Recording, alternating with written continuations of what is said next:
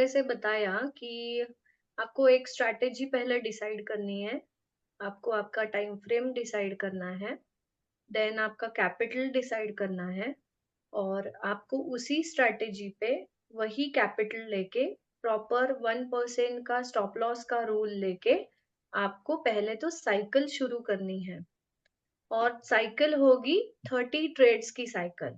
Okay, तो depending on कि आप दिन में कितना, मतलब आपका रूल क्या बोलता है कि दिन में एक ट्रेड करूंगी तो 30 डेज लगेगा, 30 वर्किंग डेज लगेगा आपको 30 का साइकिल कंप्लीट करने के लिए। अगर आप दिन में 2 ट्रेड लेते हो तो आपको 15 वर्किंग डेज लगेंगे आपको 30 का साइकिल कंप्लीट करने के लिए। और ये आपको डेली जो भी आप ट्रेड लेते हो तो वो आपको डेली जाके लिखने हैं, जैसे मैंने अभी आपको दिखाया, जो मैंने यस। लिखा हुआ है, तो वो आपको जाके डेली लिखना है। और पहले तो आपको आपके स्ट्रैटेजी के रूल्स लिखने हैं और वो रूल्स आपको छोड़ने नहीं है। मैं वापस से रिपीट करती हूँ कि अगर आज मैंने रूल फॉलो किए, कल मैंने रूल फॉलो किए, परसों में चूकी, तो मेरा वापस से 30 का नया साइकिल शुरू हो जाएगा उसके नेक्स्ट डे से। वो सेम साइकिल नहीं कहलाएगा। मीन्स 30 का जो साइकिल है वो बिना मिस्टेक का 30 का साइकिल चाहिए आपको। बिना कोई गलती किए हुए एक ही टाइप का रूल फॉलो किए हुए आपको 30 का साइकिल कंप्लीट करना है। ओके, नेक्स्ट क्वेश्चन क्या था आपका? एसएल एसएल के ऊपर में एसएल, एसएल अगर एसएल के लगता है ऊपर, तो। राइट। तो एसएल तो जैसे मैंने बताया कि it is your cost to business, तो ये आप बिजनेस कर रहे हो तो आपको कोई ना कोई तो कॉस्ट देनी पड़ेगी। ऐसा कोई भी सिस्टम नहीं है इस दुनिया में, ऐसा कोई भी स्ट्रैटेजी नहीं है जो 100% ऑफ द टाइम काम करता है, या कोई भी ऐसा इंडिकेटर नहीं है जो 100% ऑफ द टाइम काम करता है।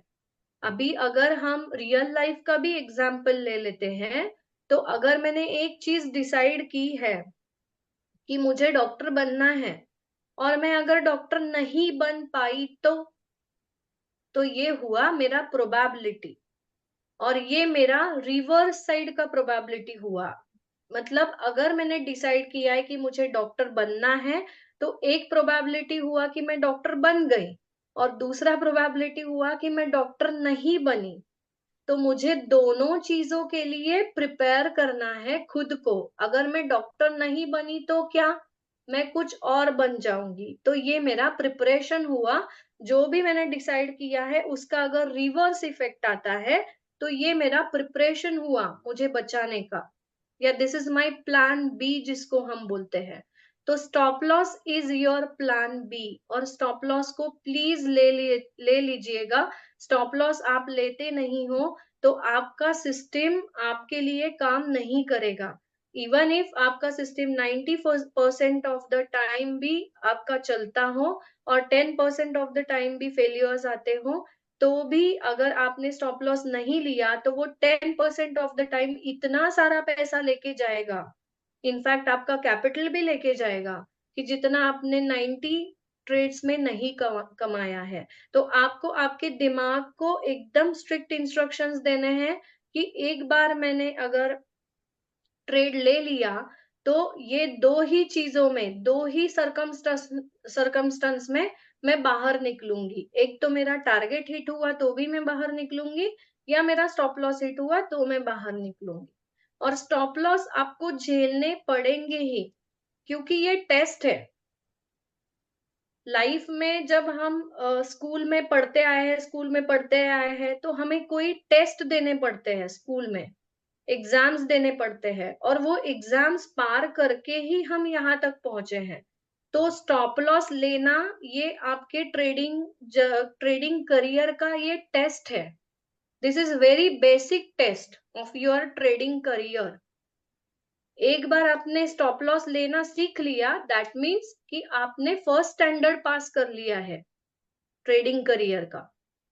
तो आज अभी इसी वक्त आप डिसाइड करो कि आप जो भी अभी एक है कि आप स्टॉप लॉस उतना ही ले लो जितना आप झेल पाओ। जैसे मैंने बताया कैलकुलेशन के हिसाब से 1 लाख का कैपिटल है, 1000 का स्टॉप लॉस बैठता है, लेकिन 1000 का स्टॉप लॉस आप देख नहीं सकते हो। So take small yes. Stop loss. If you see 500 rupees का stop loss is okay for you, तो 500 रुपीज का स्टॉप लॉस ले लीजिए प्लीज। और मैम, फिर आप इंक्रीमेंट करो, मंथली बेसिस पे आप इंक्रीमेंट करो। आज मैं ये मंथ में मैंने 500 का स्टॉप लॉस ले लिया, नेक्स्ट मंथ में मैं 600 का स्टॉप लॉस ले सकती हूँ, उसके नेक्स्ट मंथ में 700 का, एंड सो ऑन, राइट। अ, इस सब में एक थोड़ा सा इरिटेशन भी आता है मैम कभी कभी, तो उसको ओवरकम कैसे करना है? ठीक है, एसएल के लिए हम प्रिपेयर होते हैं, हाँ, जो को एसएल हिट करना है वो लेना है, एक्सेप्ट करना है, ठीक है। इसको फिर हम कितना दिन का प्रैक्टिस ऐसे कंटिन्यू करेंगे कि सो दैट ये चीज जो है हमारा थोड़ा ओवरकम कम हो सकता है? देखो अभी अ, विज्ञान तो ये बोलता है कि कोई भी चीज अगर आपको आत्मसात करनी हो, तो उस चीज को आपको कंसिस्टेंटली 90 डेज करना चाहिए। कोई भी चीज मतलब बोलते हैं 90 डेज का मंडला रहता है, तो 90 डेज के मंडला के बाद वो चीज आप नहीं छोड़ोगे। तो आपको स्टॉप लॉसेस लेने हैं 90 डेज कंटिन्यूअसली। 91 डेज में आप में वो एक्सेप्टेंस आ जाएगा ऑटोमेटिकली, और आप स्टॉप लॉसेस हमेशा के लिए ले सकते हो। तो आपको कंसिस्टेंसी नहीं छोड़नी है।